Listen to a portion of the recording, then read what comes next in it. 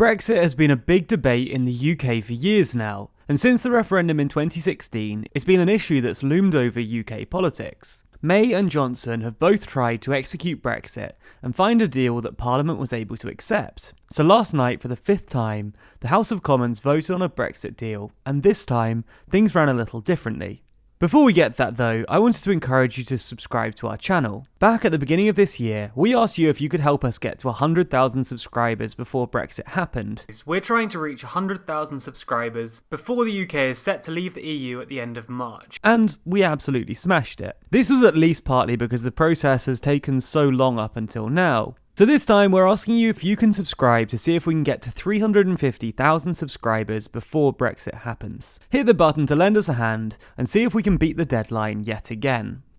Before we dive into what happened in the House of Commons last night, let's rewind a little bit. Since the UK electorate voted to leave, the UK's government has been trying to wrestle with the issue and work out how the UK should leave the EU. That's because when the UK voted to leave, the details weren't all that clear, in part because David Cameron and the government at the time didn't think that Brits would vote to leave.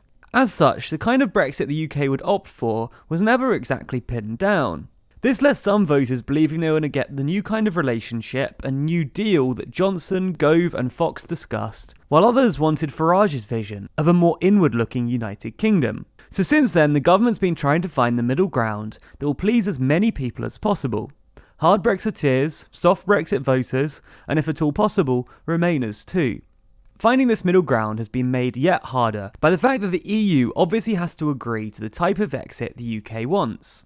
At the end of 2018, Theresa May had reached a deal with the EU, and then in the subsequent months put it to a vote in the House of Commons 3 times, and 3 times it was rejected by the House of Commons. Johnson then took over the reins and amended May's plans to form his new deal. He then attempted to get the Commons to sign off the deal in October, but ultimately it was clear that the vote wasn't going his way, so the final vote was pulled. With Johnson clearly unable to get Parliament to sign off on the deal, and with the public becoming increasingly restless, he called a general election to try and increase the number of MPs who supported his deal. This is exactly what he was able to do, winning one of the largest majorities in decades. Upon forming his government, Johnson announced that the deal would quickly be brought back to the House of Commons. He was hoping that with the size of the new Conservative majority, getting his deal through shouldn't be difficult at all. And that brings us back to today. We're not going to spend any time explaining Johnson's deal in this video.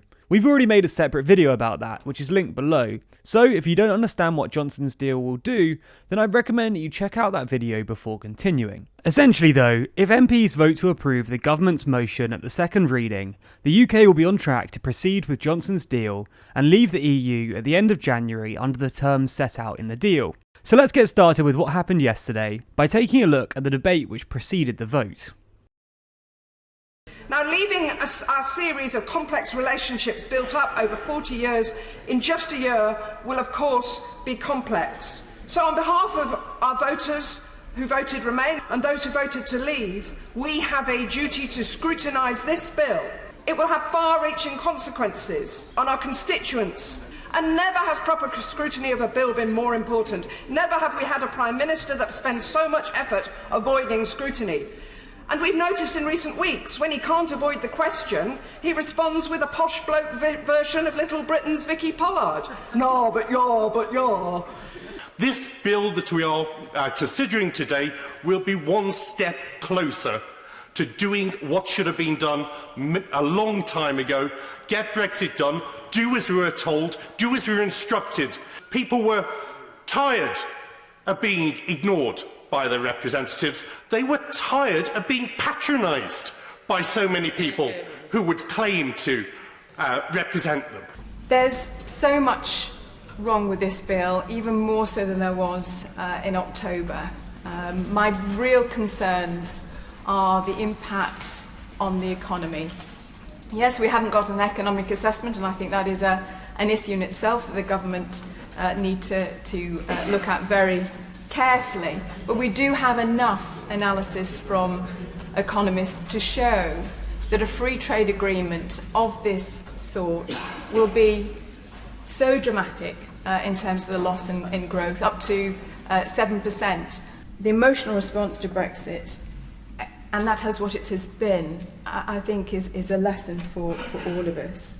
As my constituents would expect, I rise to support this bill. It is just over a year since I stood in these benches, and unfortunately, with great regret, had to say that I would not be supporting my government when the initial iteration of this bill came. And that is something which I think all of us who served in the previous Parliament, particularly on these benches, regret what happened over the last year or so. Wherever we stood, whatever our views, there was a fog which descended on this place, which meant that people here, otherwise rational, otherwise willing to look at the wider picture, were unable to do so, and it paralysed our politics.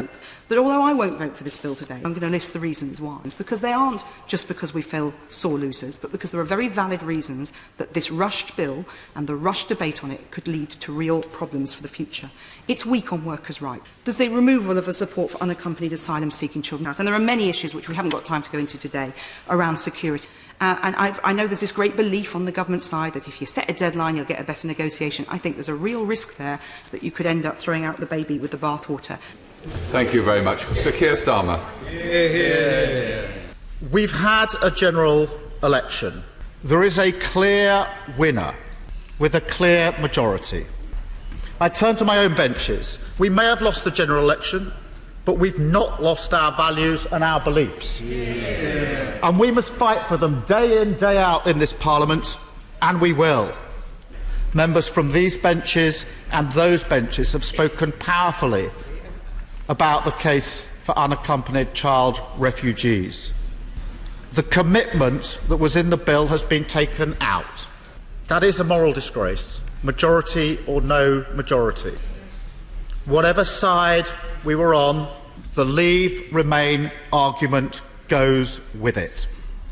That doesn't mean that the deal negotiated by the Prime Minister is a good deal. It isn't. It was a bad deal in October when it was signed.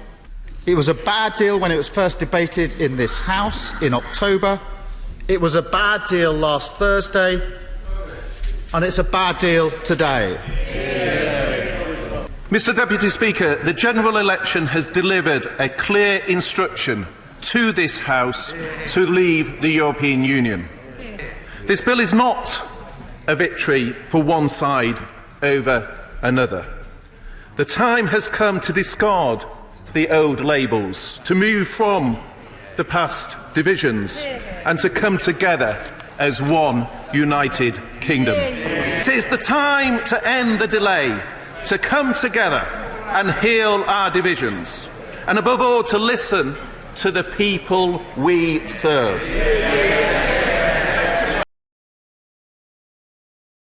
Then, after the debate, the bill made it to the vote on the bill's second reading.